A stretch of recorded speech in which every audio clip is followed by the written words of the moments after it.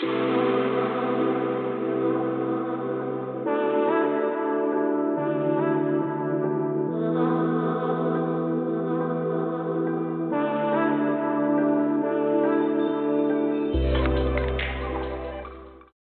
guys, it's your boy Slick over here, and today, as we promised, we were doing our second episode, that is after discussing the signs of a toxic relationship.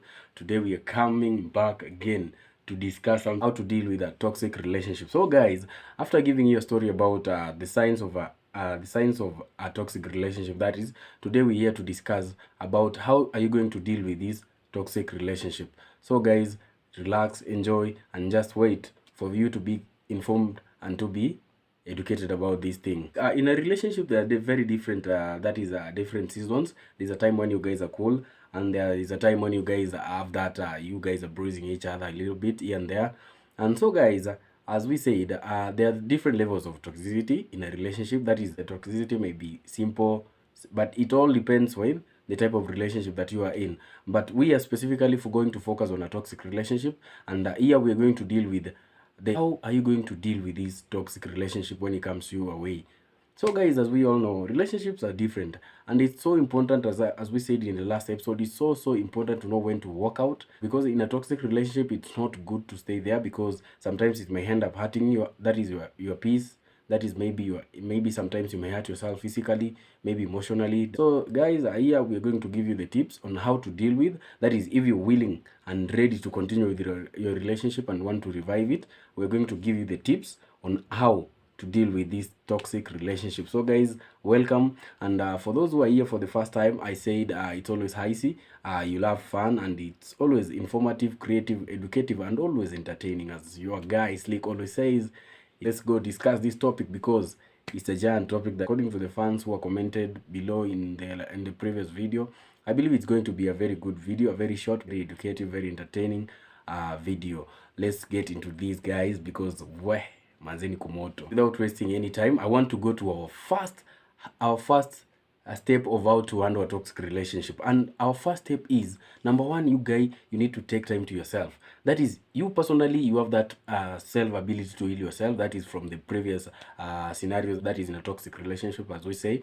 So you need to take time to yourself. Just try to find some time for yourself. Just tunasemanga jipeleke mkutano. You take yourself to yourself. It's called a personal space. Just get to realize what you want in that relationship. That is what you want for yourself and what you want for your partner. And that is the first step, because if you take time to realize yourself, and maybe you may take time and just come to find out that maybe you're in a relationship that you're not ready to be in, not ready to settle in, but with time maybe you find you just come to discover that maybe I made a mistake on the way. So guys, our first sign is for you to be and for you to handle this toxic relationship. Number one, you need to find time for yourself. Just do what you love. Do the things that you want to do for yourself. Make yourself happy first, because as we always say, if you don't treat yourself well, then you'll definitely not know how to treat your partner well. That is the first step, number one. So guys, this actually takes me to step number two. Step number two, you need to look at your partner with compassion. What do I mean looking at your partner with compassion? Because maybe sometimes you find that you're always blaming your partner, like for the arguments that you have in that relationship. But maybe if you look at your partner with compassion, that is, you see that partner as an equal, then you might find that it's easy for you to treat your neighbor as not a neighbor, come on. It's easy for you to treat your partner as an equal, and then you will be able to see that partner with a lot of compassion.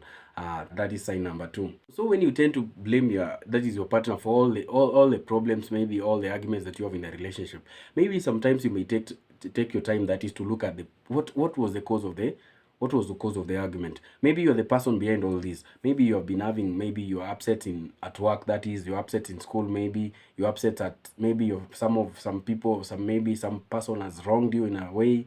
So you feel you've carried that burden that is back to your partner. Then you bring an argument. It tends up to be so. It gets crazy. It gets out of hand, and maybe sometimes you may get physical, and that is how it all ends up to be a toxic relationship. So guys, sometimes before you just make blames on your partner, just get to take your partner with compassion. That is our sign number 2. And another sign, actually, guys, that people tend to forget a lot. Sometimes we hear about therapy. Maybe some of you guys say this is a thing of the, maybe that is for the ballers, that is the rich guys out there. But sometimes you might tend to take that as a light thing. But you guys need to take that your time. That is, go to a therapist. That is that is maybe not a qualified therapist. Just try to find out. Maybe you are the problem in the relationship. Just go talk to someone who is qualified in that field, and maybe the person will be able to help you to handle maybe the relationship, on maybe how to handle your partner, and on maybe if it's impossible for you to get back to that relationship, then you can make a decision whether to walk out or to go back. So guys, going to see a physical therapist is so important, because sometimes but actually, according to me, I can advise you, if it's not a physical therapist, maybe you're in a position that you cannot afford one, then you can find someone who is trusted, that is maybe a close friend, maybe a sometimes people, I was conducting some research, and people were telling me like they prefer even talking to strangers, like someone he or she can share the information with, talk to the person, and then feel relieved. So guys, therapy is also something that is going to heal your toxic relationship, and some days you might start seeing it in a different way. That is our sign number 3. So guys, without wasting any time, I want to go out into our sign number 4. What is our sign number 4? Sign number 4 is you should also try to practice healthy communication, because we believe when there is no the communication in a relationship, maybe not only in a relationship, but when there is no clear communication in some things may tend up to go wrong, because you people are not getting each other in the right way.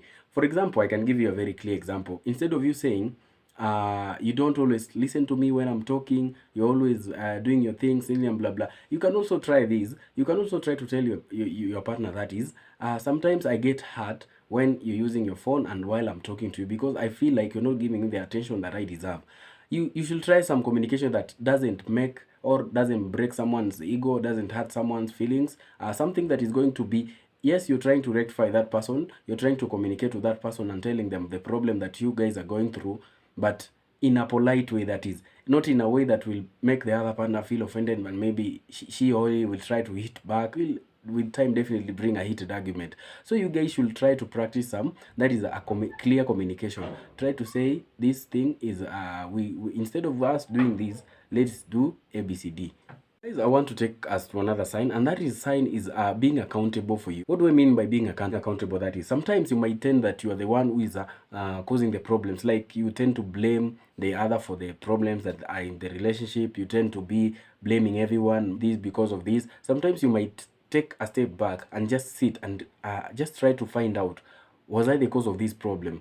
And if, for example, you're the cause of the problem, sometimes it's so important for you to take action, take course of your action. That is by maybe trying to apologize if you're the cause of the problem, trying to say something like, I'm sorry, this happened, I never meant to do this, maybe blah blah. Just try to give a reason that is going to make your partner feel like you're not trying to diminish them, you're not trying to make them feel bad, and you're giving them respect, guys, because I believe if you show someone respect in the first place, they'll feel appreciated so much. As we looked at the last previous episode that we did, that is that is the signs of a toxic relationship.